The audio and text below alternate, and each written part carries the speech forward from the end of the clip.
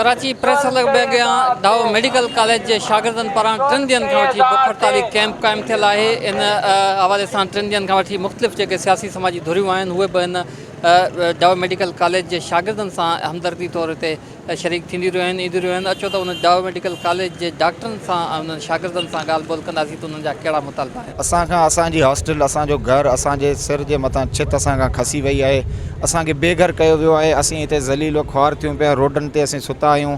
असांजा मुतालबा इहे ई आहिनि त असांजे हॉस्टल जूं 2 बिल्डिंगूं जंहिं ते सिंध हुकूमत इदारो क़ाइमु कयो वियो आहे उन इदारे खे ॿी जॻह ते शिफ्ट करे असांजे हॉस्टल जूं 2 बिल्डिंगूं असां शागिर्दनि खे वापसि कयूं वञनि। असां हिते 2-3 महीननि खां एहतिजाज करे रहिया आहियूं। असां खां हिते केर बि पुछण वारो न आहे। असां डाओ मेडिकल कॉलेज जा स्टूडेंट आहियूं। असांजे 2 हॉस्टल जूं बिल्डिंग्स हुयूं जंहिं ते हिकिड़ो इदारो क़ाइमु कयो वियो ऐं असां बार बार चवंदा रहिया आहियूं त असांजे हॉस्टल जूं बिल्डिंग्स असांखे वापसि ॾिनियूं वञनि। पर सिंध गवर्नमेंट हिकिड़ो एक्ट पास कयो आहे जंहिंजे थ्रू इहो इदारो हिकु अलॻि थी वियो आहे डाओ सां। ऐं हाणे हिन इदारे में इहो अची वियो आहे त इहे जेके हॉस्टल जूं बिल्डिंग्स आहिनि इहे हिन इदारे खे ॾिनियूं वञनि। हाणे शागिर्द केॾांहुं वञनि? असां रोडनि ते अची विया आहियूं। असांखे असांजो हॉस्टल जूं बिल्डिंग्स वापसि ॾिनियूं वञनि। असीं हॉस्टल में तक़रीबन 100 खां वधीक हॉस्टल में शागिर्द रहूं था, न बल्कि अंदरूनी सिंध बल्कि अफ़गानिस्तान, फाटा ऐं तमामु परे परे खां इलाइक़नि खां शागिर्द हिते रहियल आहिनि। असांखां जेको असांजो हक़ु, असांजा हॉस्टल, असांजी छित असांखां खसी वई आहे।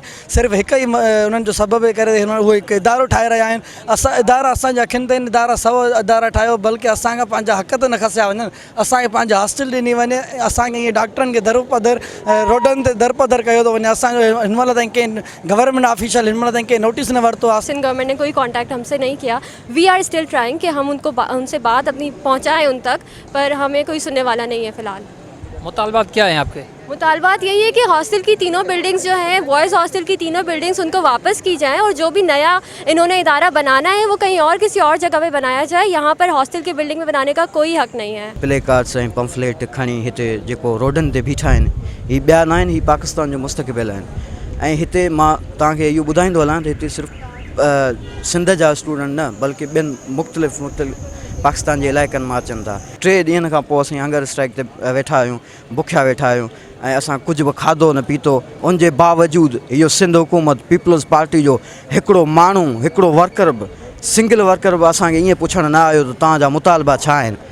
ऐं असांजो मुतालबो इहो आहे त IPMR इंस्टीट्यूट ऑफ रिहेबिलिटेशन जो असांजी हॉस्टल आहे उन सां गॾु, ऐं उहो हॉस्टल अंडर उन जे कब्ज़े जे आहे ऐं उहो कब्ज़ो ख़तमु कयो वञे ऐं असांजी जेको 3 बिल्डिंग्स आहिनि हॉस्टल जूं उहे असांखे बहाल कयूं वञनि। अॼु तव्हां डाओ मेडिकल कॉलेज जे शागिर्दनि जूं ॻाल्हियूं ॿुधियूं। हिननि जो चवणो त हिननि खां हॉस्टल वारियूं जेके सहूलियतूं आहिनि उहे इंतिज़ामिया खसे छॾियूं आहिनि। हिन वक़्तु हिननि वटि रिहाइश जे लाइ जॻह न आहे। ही केतिरे ई अरसे खां वठी एहतिजाज कंदा रहिया आहिनि मुख़्तलिफ़ फोरम्स ते। हाणे कराची प्रेस क्लब जे अॻियां बि 4 ॾींहंनि खां वठी बुख हड़ताल ते वेठल आहिनि। हिननि जो चवणो त सूबाई वज़ीर ऐं पीपल्स पार्टी जा नुमाइंदा तोड़े ॿिया सियासतदान जेके आहिनि उन्हनि जो गुज़र बि हिन एहतिजाजी कैंप तां थिए थो, पर को बि हिननि वटि लड़ी न आया आहियो। हिननि मुतालबो कयो आहे त हिननि खे हॉस्टल वारी सहूलियत ॾिनी वञे, ॿी सूरत में हिननि जो एहतिजाज जारी रहंदो। कैमरामैन शामिर राजपूत सां गॾु शाहिद मीरानी, टाइम न्यूज़, कराची।